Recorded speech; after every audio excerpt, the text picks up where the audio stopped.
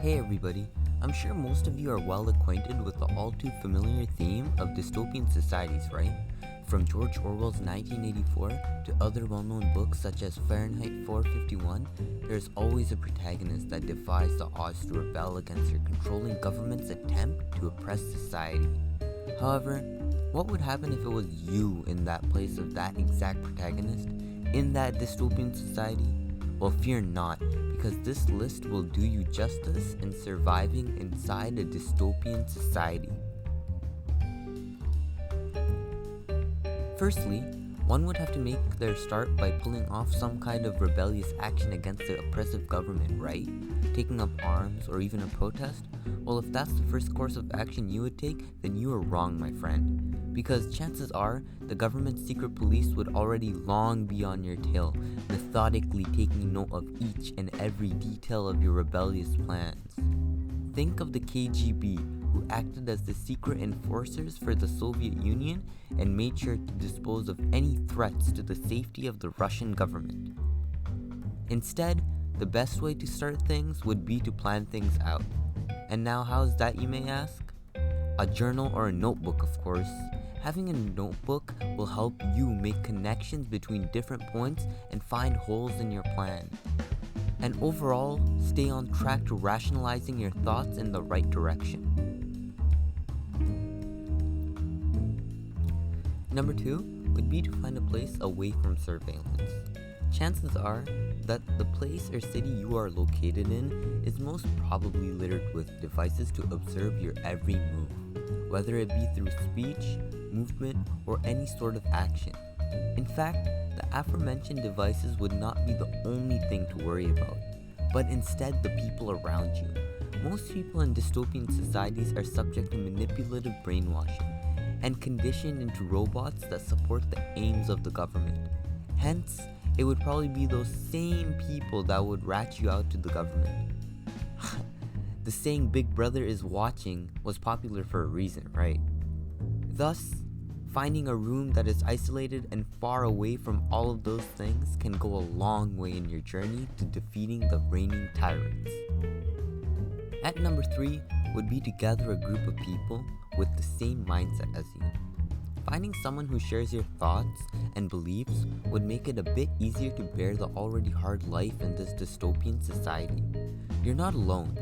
You could have someone to share your time with and see things from a different perspective, and in turn have more output/thinking power when it would come down to planning.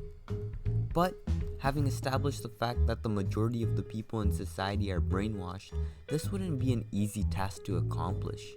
Despite this, the odds wouldn't be completely stacked against you, as you could make this happen in ways such as a lover, or just finding someone through a social interaction. Having someone that you love by your side would not only bring you the previously mentioned factors, but at a doubled effect. Think about it. Both of you have a deep, inseparable bond that is exclusive to this relationship. It amplifies things such as trust, coordination, and communication, all things that are vital in successful acting in a team. However, it is not every day that a person finds such a romanticized encounter, and thus it comes down to the second option of befriending somebody through a social interaction. But the question then links back to how to accomplish such a task in a brainwashed society. The answer lies in being sly like the government themselves. When interacting with people, question them about their ideals, interests, life goals. Obviously, any sane person in the society, acting or not, would reply a standard answer in accordance with the values of the government. To counteract this, you could drop subtle hints of your own ideals indirectly through things like hypothetical situations, and from there, veer the conversation to your own liking. And a person of similar thinking would reciprocate through their own ways to these questions, and the latter would do the opposite. Number 4 would be to gather information. Every functioning entity, including most dystopian society governments, require large and growing amounts of data, from birth/death rates to crime and weather patterns. These kinds of demographic information can help a great deal in relation to getting a read on people. Because you know what they say, knowledge is power. For example, one of the previously talked about details of people being brainwashed is something that can be understood by simply observing the behavior and mannerisms of how people interact, and through methods like social engineering. With time, mentally/physically evading once scary things like the police will become a walk in the park. As singular or a group of people, this information will give you a base of information to act as a stepping stone to further your plans. Lastly, at number 5 comes financial funding. Money can make or break the rate of success that you will be able to achieve. Remember, it is you against the fully functioning government or country's economy. So just being able to remain financially stable would only be the first drop in the bucket. As a matter of fact, even things as simple as the journal would be important to acquire, as without it, you wouldn't even be able to bear fruit to your ideas. From this point on, your main objective would be to secure funds. But how? The meager earnings you make from your assigned vocation would not nearly be enough to keep you fed and fund your newly found aspirations.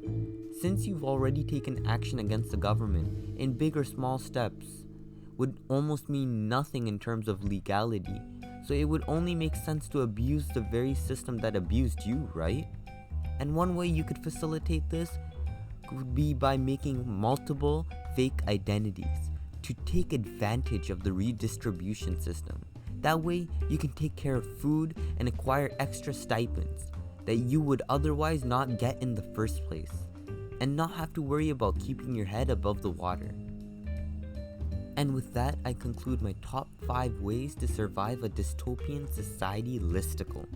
Mind you, that this list was made to be short and concise, as being stuck in a dystopian society does not allow for the luxury of watching a long, dragged out video. Not at least when Big Brother could be watching.